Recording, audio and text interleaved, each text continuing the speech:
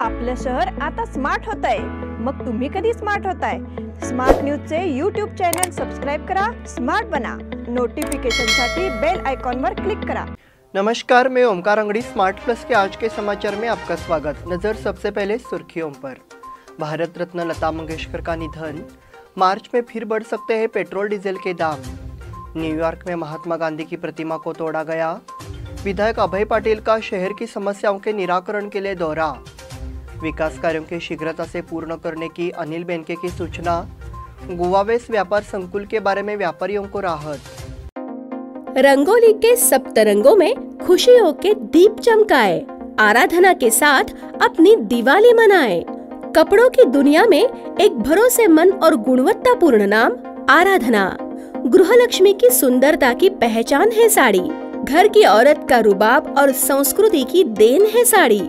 इस दिवाली के सुनहरे मौके पे आराधना लेके आए हैं महिलाओं के लिए मनपसंद साड़ीज और रेडीमेड सहित बच्चों के लिए आकर्षक और मनपसंद ड्रेसेस। पुरुषों के लिए जेंट्स वेयर में shirt, T shirts, jeans, formal और भी कई प्रकार के ड्रेसेस। जल्द ही अपनी मनपसंद ड्रेस खरीदे सिर्फ आराधना में। बेलगाम के वस्त्र जगत में बहुत ही बढ़िया है आराधना। नए कपड़े पहन के दीजिए दिवाली की शुभकामना।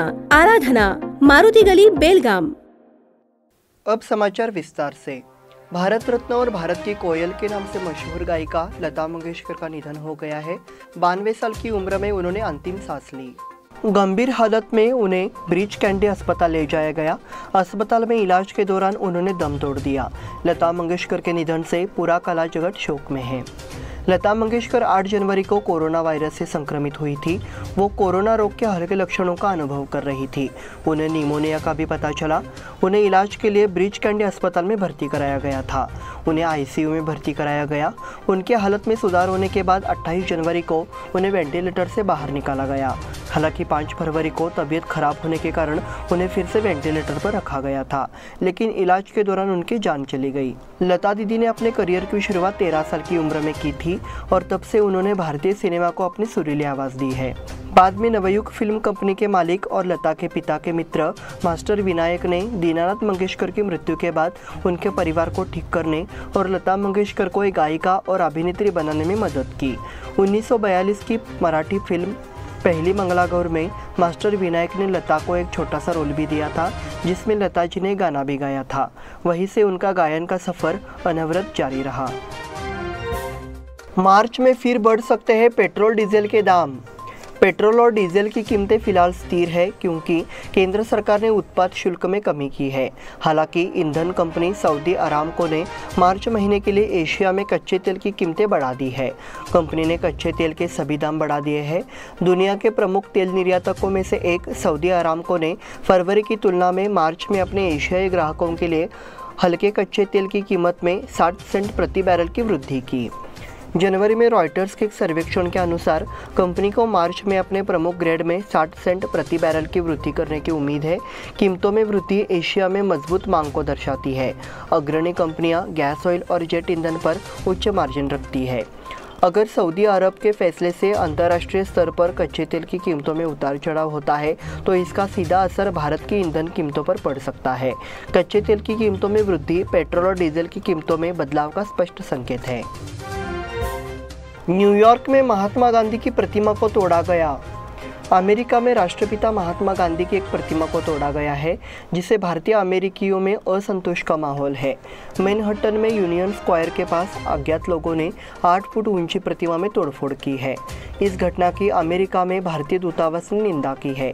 उन्होंने कहा कि दूतावास इस घटना का कड़ा विरोध कर रहे हैं। दूतावास ने स्थानीय प्रशासन और राज्य विभाग से मामले की जांच करने का अनुरोध किया है। प्रतिमा को तोड़ने वालों के खिलाफ उचित कार्रवाई की मांग की गई है। महात्मा गांधी की 117वीं जयंती के अवसर पर 2 अक्टूबर 1986 को गांधी मेमोरियल इंटरनेशनल फाउंडेशन द्वारा 8 फुट ऊंची प्रतिमा दान की गई थी। संयोग से प्रतिमा को 2001 में हटा दिया गया था और 2002 में एक लैंडस्केप गार्डन क्षेत्र में फिर से खड़ा किया गया था। विधायक अभय पाटिल का शहर की समस्याओं के निराकरण के लिए दौरा। बेलगाम दक्षिण के विधायक अभय पाटिल ने रविवार 6 तारीख को साइकिल यात्रा का आयोजन किया था।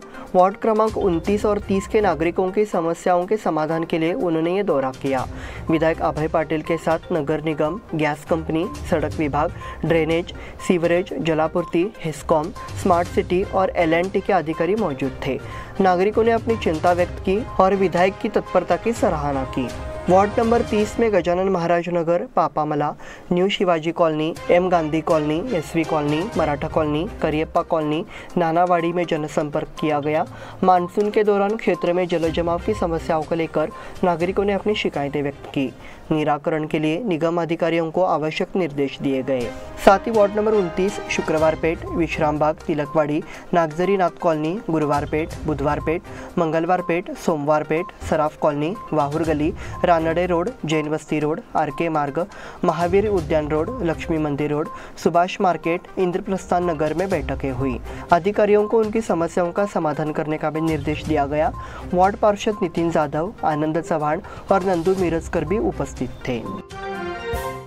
विकास कार्यों को शीघ्रता से पूर्ण करने के अनिल बेनके की सूचना। शहर में विभिन्न विकास कार्यों के लिए 197 करोड़ निधि उपलब्ध किया गया है।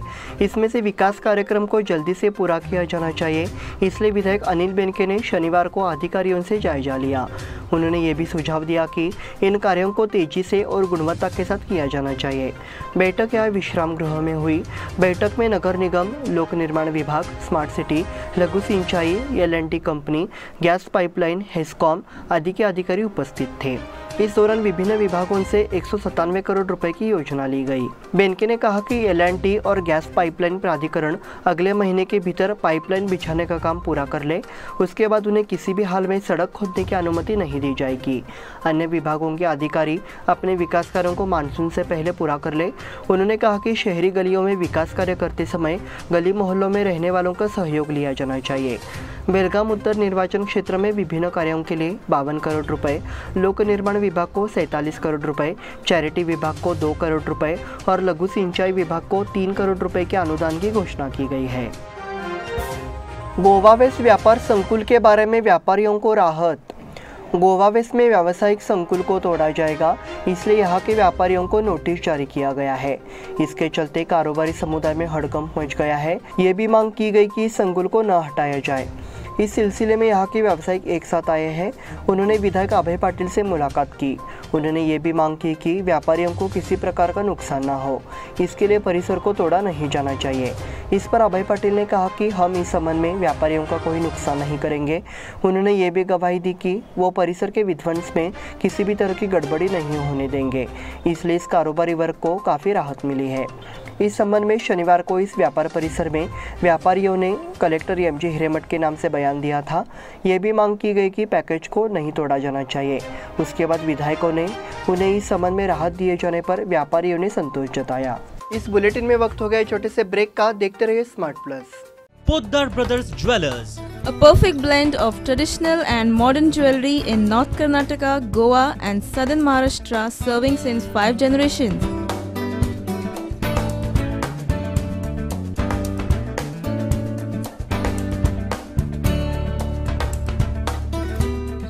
exclusive gold, silver and platinum jewelry showroom.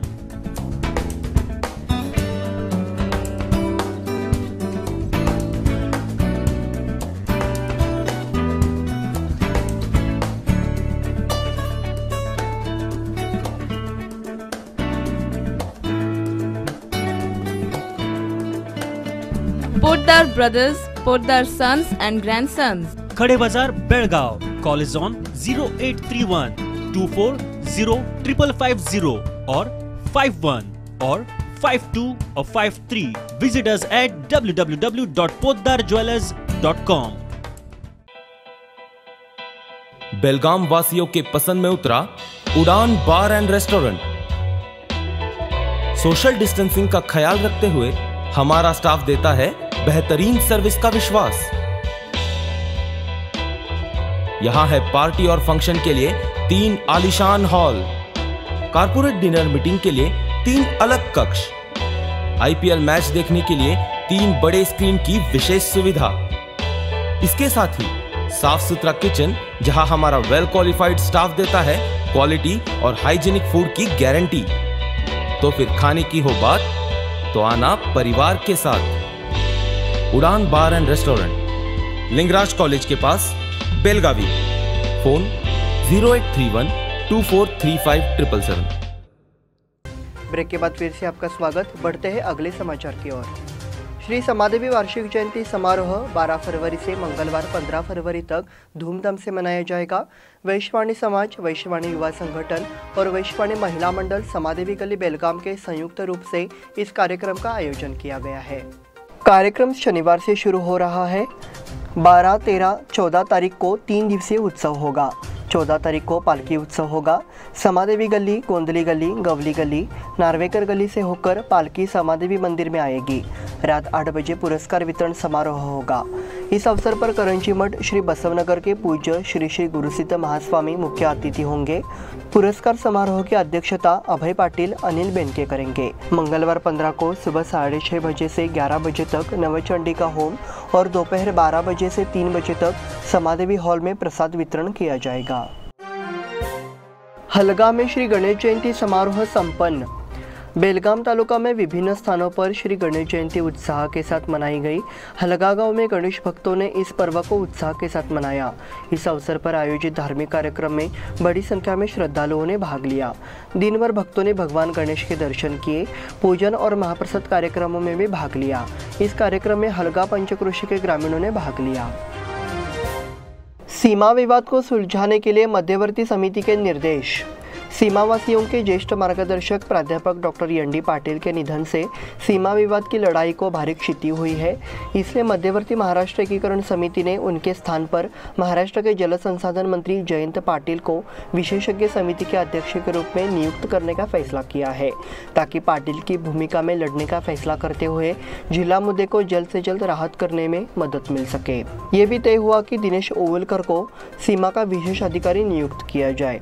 दीपक दलवी की अध्यक्षता में शनिवार को मराठा मंदिर में केंद्रीय समिति की बैठक हुई। बैठक में महासचिव मालोजी अष्टेकर, खानापूर समिति के अध्यक्ष देवाप्पा गुरव, राजाभाऊ पाटील, एस.एल. चौगुले, नानू पाटील, बसवंत यतोजी, सूर्याजी पाटील, रवींद्र पाटील, अजित पाटील, रावजी पाटील, विकास कलगड़गी सहित अन्य सदस्य उपस्थित थे। हुबली के व्यावसायिक के अपहरण मामले में 3 गिरफ्तार। एपीएमसी पुलिस ने केली रोड से 14 जनवरी को रवि किरण भट्ट के अपहरण के मामले में 3 और लोगों को गिरफ्तार किया है। इस मामले में अब तक कुल 11 लोगों को गिरफ्तार किया जा चुका है। गिरफ्तार किए गए लोगों की पहचान शाहजन उर्फ अज्जू कोरमीर जमान शेख, शाहनवाज कोरमीर चमन शेख और अभिजीत शेखर शेट्टी के रूप में हुई है। हुबली चितगुप्पी पार्क निवासी रवि किरण नागेंद्र भट्ट का 14 जनवरी को बेलगाम से कुछ लोगों ने अपहरण किया था। उन्हें खानापुर के एक फार्म हाउस में रखा गया था। वो वहां से फरार हो गया और एपीएमसी थाने पहुंचा और अपहरण की शिकायत दर्ज कराई। एपीएमसी पुलिस निरीक्षक मंजुनाथ हिरेमठ और उनके सहयोगी ने अपहरणकर्ताओं को गिरफ्तार कर लिया है। इससे पहले 8 लोगों को गिरफ्तार किया गया था। अब 3 और गिरफ्तार किए गए हैं। श्री रेणुका देवी दर्शन को अनुमति, लेकिन यात्रा की अनुमति नहीं। सरकार ने श्रद्धालुओं को राज्य भर के मंदिरों में जाने की अनुमति दे दी है। हालांकि त्योहारों, समारोहों, यात्राओं आदि पर प्रतिबंध यथावत रहेगा। सौंदत्ती रेणुका देवी पूर्णिमा यात्रा की अनुमति नहीं दी जाएगी। ऐसी जानकारी श्री रेणुका देवी देवस्थान के कार्यपालन विशेष अधिकारी श्री रवि कोटारगस्ती ने कोल्हापुर जिला रेणुका भक्त संगठन के पदाधिकारियों के प्रतिनिधि मंडल को दी है। कोल्हापुर जिला रेणुका भक्त संगठन के पदाधिकारियों ने शनिवार दोपहर सौंदत्ती में रवि कोटारगस्ती से मुलाकात की। वहीं देवस्थान की ओर से देवी दर्शन के संबंध में सरकार द्वारा जारी सूचना के साथ ही विभिन्न कार्यों पर विस्तार से चर्चा की गई। कोल्हापुर जिला रेणुका भक्त संगठन के अध्यक्ष आनंदराव पाटील, उपाध्यक्ष मोहन सालोखे, सुभाष जाधव, अच्युतराव सालोखे, तानाजी चव्हाण इस अवसर पर उपस्थित थे। राज्य में शिक्षकों के 15,000 पद जल्द भरे जाएंगे। राज्य के सरकारी स्कूलों में 6ठी से 8वीं कक्षा को पढ़ाने के लिए 15,000 स्नातक शिक्षकों की नियुक्ति की जाएगी। जल्द ही सरकारी अधिसूचना जारी की जाएगी। शिक्षा विभाग ने सभी जिला शिक्षा अधिकारियों को इसकी तैयारी शुरू करने के निर्देश दिए हैं। बेलगाम और चिकोड़ी समेत 28 शैक्षणिक जिलों में 10,000 शिक्षकों की भर्ती की जाएगी। इस संबंध में जिला शिक्षा अधिकारी के स्तर पर अधिसूचना जारी की जाएगी। शिक्षा का अधिकार अधिनियम के तहत 6ठी से 8वीं कक्षा को पढ़ाने के लिए स्कूलवार, तालुकावार और विषयवार शिक्षकों की सूची तैयार करनी होती है। ये जिम्मेदारी संबंधित जिला शिक्षा अधिकारी की होगी। इसी के साथ स्मार्ट प्लस के आज के समाचार समाप्त हुए। धन्यवाद।